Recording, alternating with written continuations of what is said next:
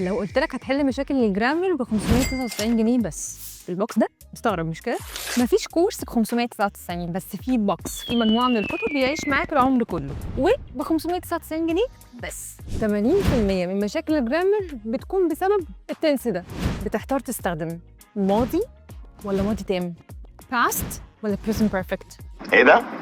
الله، انت عايز ايه حضرتك؟ ايه؟ انا جاي اسير الجدل واقول لك ان البريزنت بيرفكت المضارع التام هيبقى اسهل زمن بالنسبه لك، وده علشان انت هتسمع كورس مسجل لكل الازمنه وهتعرف ازاي تفرق ما بينهم بمنتهى البساطه. طيب هل بس كده؟ انت كمان هتلاقي اسئله تفاعليه، يعني هرشح لك اكتر البرامج اللي تساعدك اللي ممكن تخليك متسلي وانت بتتعلم انجليزي وجرامر، سواء كنت في المواصلات سواء كنت في وقت فراغك ولا انت حتى قاعده بتغسلي مواعين. تعالى بقى نشوف لما يجي لك البوكس ده هتلاقي فيه ايه.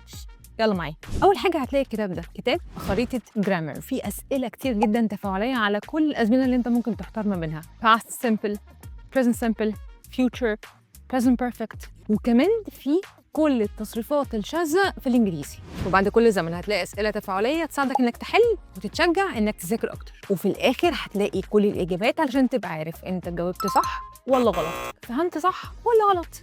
يعني هيبقى معاك صوت وصوره. اصل انا نسيت اقول لك، اصل كمان مع البوكس ده فيه هديه كورس جرامر مصور مجانا شامل كل الازمنه اللي انت بتحتاجها في الانجليزي. وكمان هتلاقي جوه البوكس كتاب اهم 6000 جمله في الانجليزي، اهم جمل هتستخدمها في حياتك اليوميه، انسب الجمل للرد في المواقف اللي بنعدي بيها كل يوم علشان ما يبانش الانجليزي بتاعك ضعيف. لو تتعرف على حد تقول له ايه، لو عايز تشكره بطريقه شيك هتقول له ايه. كل ده موجود بشكل كامل في شابتر اسمه Getting Acquainted. طب لما متجمعين في خروجه سواء كافيه او مول وعايزين تعملوا شوبينج، هتلاقي برضه شابترز فيها اهم الجمل اللي انت ممكن تستخدمها في المطاعم وفي الشوبينج. كمان فصل كامل عن agreeing و disagreeing، توافق على حاجه او ترفض حاجه، يعني هتقعد وتعبر عن موقفك وتقول رايك بمنتهى الثقه. طيب لو انت مامي وعايزه تقولي لابنك احكي لي عن يومك كان عامل ازاي، وعايزه تتكلمي معاه انجليزي بمنتهى السهوله، ولو هو بيتلخبط في تكوين الجمل انت كمان تساعديه وتسبورتي معاه وتعلميه صح.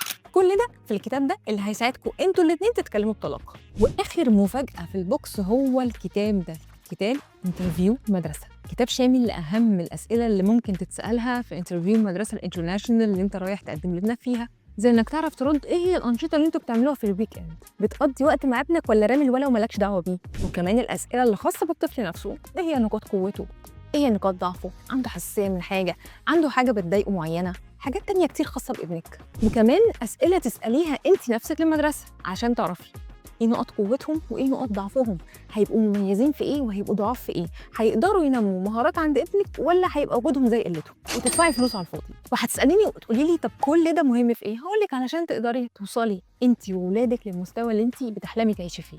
ولو وصلت معايا لحد هنا احب اقول لك برافو، لانك حابب انك انت تغير مستواك. وكمان لو طلبت دلوقتي وعملت شير ومنشن ل3 من صحابك هبعت لك محاضره مسجله من كورس الجرامر فور فري، والعرض ده لاول 5 بني ادمين بس. الحق بقى انك تكون منهم. سيب لي كومنت وهبعت لك التفاصيل.